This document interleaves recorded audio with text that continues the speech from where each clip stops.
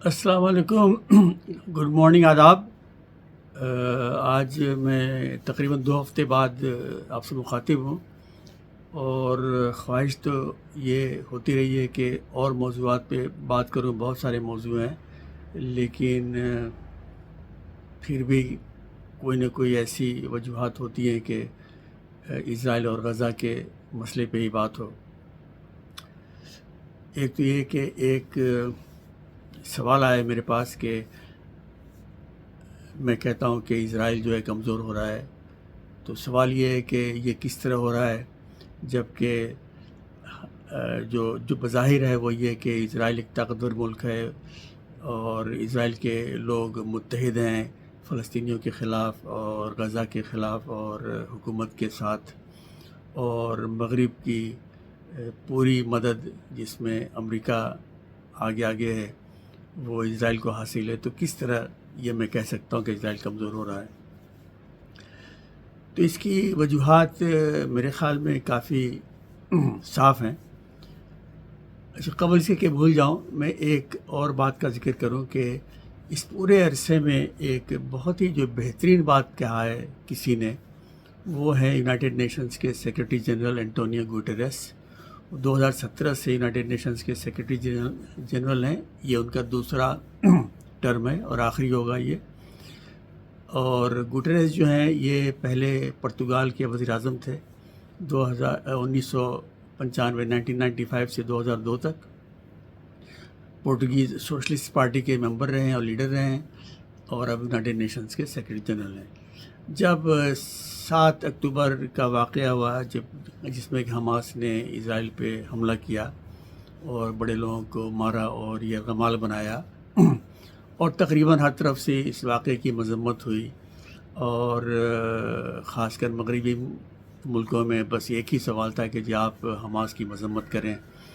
7 اکتوبر کو یہ جو ہوا، تو انٹونیو گوٹریس نے بحیثیت یونائٹڈ نیشنز کے سیکرٹری جنرل کے یونائٹڈ نیشنز کی سیکورٹی کونسل کی میٹنگ میں جو اس پہ بیان دیا، اس میں بہت ہی بہترین ایک بات کہی جس کا کہ حوالہ بہت کم دیا جاتا ہے، اور وہ یہ تھا کہ 7 اکتوبر کے واقعات ویکیوم میں نہیں ہوئے. Did not happen in a vacuum, یعنی خلا میں نہیں ہوئے، اور اس کا ایک پس منظر ہے. یعنی انہوں نے لوگوں کی توجہ دلائی، جو تاریخ ہے فلسطین کی اور اسرائیل کی قائم ہونے کے بعد سے، اس پہ توجہ دلائی کہ یہ جو اکتوبر 7 تھا یہ کسی واقعات کی شروعات نہیں ہے، بلکہ ان واقعات کی ایک کڑی ہے جو 1948 سے ہی، بلکہ اس کے پہلے سے بھی ہوتے آ رہے ہیں، اور جو زیادتیاں اور ظلم فلسطینیوں کے ساتھ ہو رہا ہے. اچھا، بہرحال اب واپس آتا ہوں میں اس سوال کے جواب پہ کہ اسرائیل کیوں کمزور ہے، اور اسرائیل کیوں شکست کا سامنا کر رہا ہے اور کرے گا. پہلی وجہ تو یہ ہے کہ وقت اور تعداد وہ اسرائیل کے خلاف جاتے ہیں. وقت اس طرح سے کہ جس کے وقت کے ساتھ ساتھ جو مخالف جو طاقتیں ہیں وہ مضبوط ہو رہی ہیں، اور جو اسرائیل کے حق میں طاقتیں ہیں وہ کمزور ہو رہی ہیں، اور اسرائیل بذات خود کمزور ہو رہا ہے. پہلے بات کرتے ہیں پاپولیشن کی، یعنی آبادی کی. تو یہ جو کہتے ہیں گریٹر اسرائیل، جس کو کہ آپ فلسطینی جو آج کل نعرے لگاتے ہیں from the river to the sea, یعنی دریائے اردن سے لے کے میڈیٹرینین سی تک، یعنی جس میں کہ ابھی جو اسرائیل ہے، اسرائیل پراپر، وہ غزہ اور جو مقبوضہ علاقہ ہے جو فلسطینیوں کا، یہ سارے کو جو ملا کے جو آبادی ہے جو اسرائیل کے کنٹرول میں ہے، اس میں تقریباً آبادی برابر ہے فلسطینیوں کی اور جوز کی، جو دونوں کی تقریباً 7.3 ملین ہے، جس میں کہ وہ بھی شامل ہیں جو اسرائیل کے شہری ہیں، جو عرب جو اسرائیل کے شہری ہیں، جو اسرائیل کی آبادی کے تقریباً 20% ہیں. تو آبادی دونوں کی تقریباً برابر ہے. اور اس سے باہر جو آبادی ہے یہودیوں کی وہ تقریباً امریکہ میں 7 ملین اور باہر کچھ اکا دکا اور جو ہیں وہ بھی چند ملینز، اور فلسطینیوں کے ساتھ کھڑے ہیں ساری دنیا کے مسلمان اور عرب. بے شک کچھ حکومتیں کچھ بھی نہ کریں لیکن آبادی ساری فلسطینیوں کے حق میں ہے. تو آبادی کے لحاظ سے اسرائیل جو ہے وہ کمزور پڑتا جا رہا ہے، اور یہ بھی بتاتا چلوں کہ فلسطینیوں کی جو آبادی ہے وہ زیادہ تیزی سے بڑھ رہی، چونکہ ان میں غربت بھی زیادہ ہے اور تعلیم بھی کم ہے اس کی وجہ سے.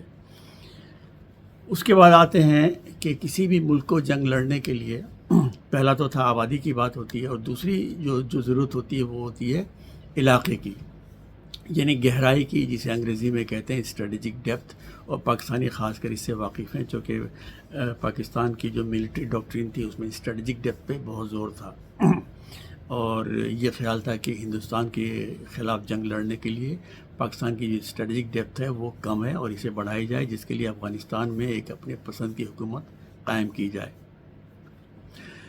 تو اب ڈیپتھ کی اگر آپ بات کریں، دیکھیں کہ یہ تقریباً یقینی ہے کہ کوئی بھی ملک چین پہ قبضہ کرنے کی سوچ بھی نہیں سکتا چونکہ اتنا بڑا ملک ہے. اور اس کے علاوہ اسی طرح روس بھی دنیا کا سب سے بڑا ملک، تو روس کے ایک چھوٹے سے کونے پہ تو کوئی قبضہ کر سکتا ہے لیکن روس کو قابو نہیں کر سکتا.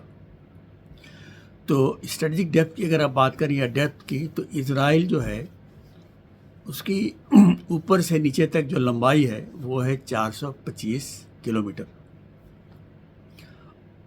اور اس کی جو چوڑائی ہے وہ زیادہ سے زیادہ 114 کلومیٹر، اور کہیں کہیں پہ 10 سے لے کے 15 کلومیٹر.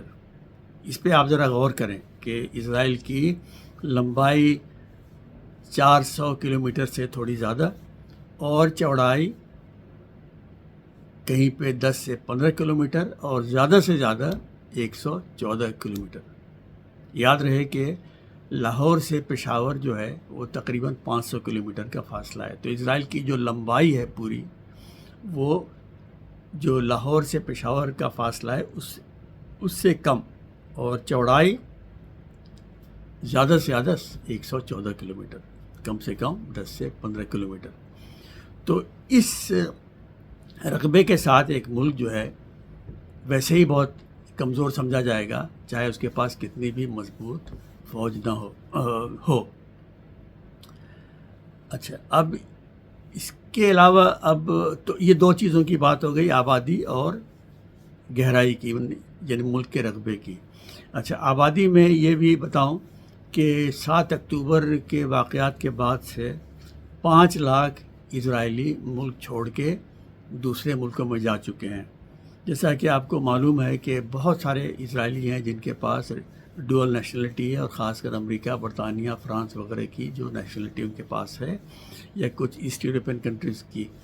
تو 5 لاکھ 7 اکتوبر کے بعد سے وہاں سے جا چکے ہیں، اس لیے کہ وہ اب یہ احساس انہیں ہو رہا ہے کہ اسرائیل بہت ہی خطرے میں ہے اور وہاں پہ رہنا اب کسی طور پہ بھی محفوظ نہیں ہے. اچھا، اب آتے ہیں دنیا میں سپورٹ کی بات اگر کریں تو یہ تو صاف ظاہر ہے کہ مغربی ممالک اور خاص کر امریکہ اور جرمنی اسرائیل کے ساتھ کھڑے ہیں، لیکن وہاں پہ بھی جو ہے پبلک اوپینین اسرائیل کے بہت ہی سخت خلاف ہوتا جا رہا ہے. اور جو وہاں پہ جو اسرائیل کے حق میں جو ہیں وہ بھی بیسیکلی اینٹی سیمیٹک لوگ ہیں.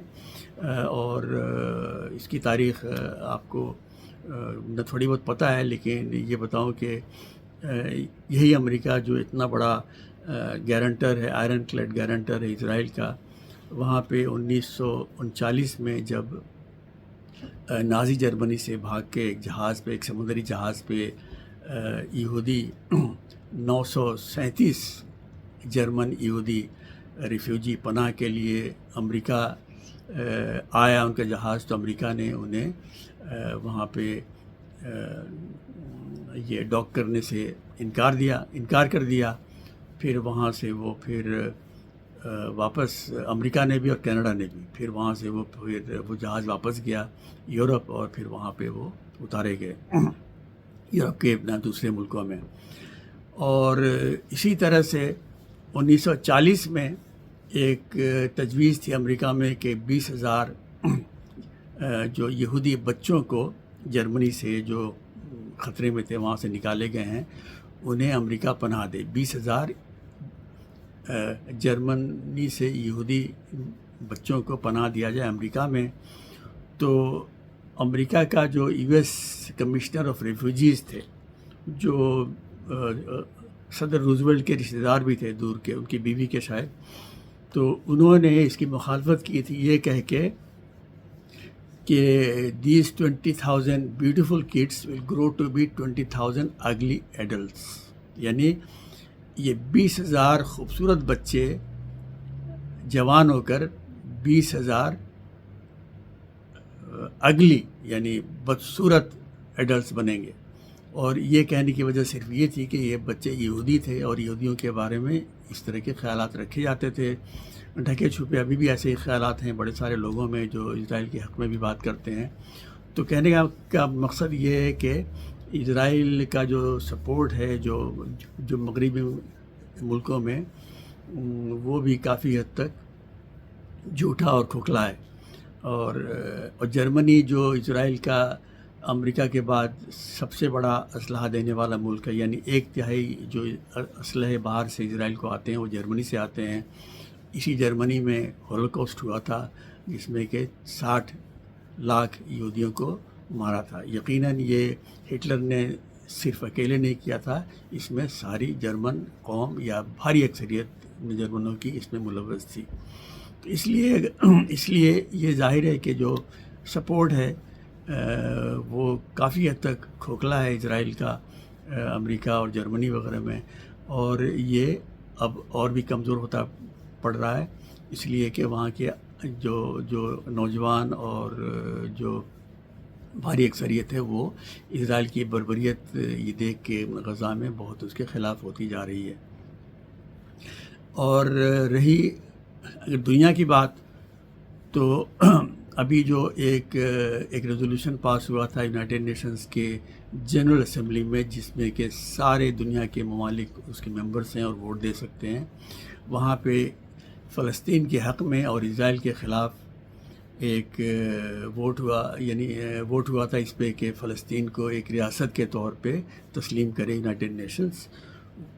اس میں جناب جو ووٹ پڑا 143 ملکوں نے اس قرارداد کے حق میں ووٹ دیا، یعنی کہ فلسطین کو ایک ریاست کے طور پہ تسلیم کیا جائے یونائٹڈ نیشنز میں، اور صرف 9 نے اس کی مخالفت کی. 25 ملکوں نے ایبسٹین کیا یعنی ووٹ نہیں دیا. 9 نے مخالفت کی اس میں 2 تو تھے خود امریکہ اور اسرائیل، اور اس کے علاوہ جو 7 تھے اس میں بڑے ملک صرف 2-3 ہیں جن کا نام میں آپ کو بتا دیتا ہوں ابھی. وہ ہیں ارجنٹینا اور چیکیا، جو چیکوسلوواکیا ٹوٹ کے 2 ملک بنے تھے اس کا ایک چھوٹا حصہ جو ہے چیکیا، اور تیسرا ہنگری.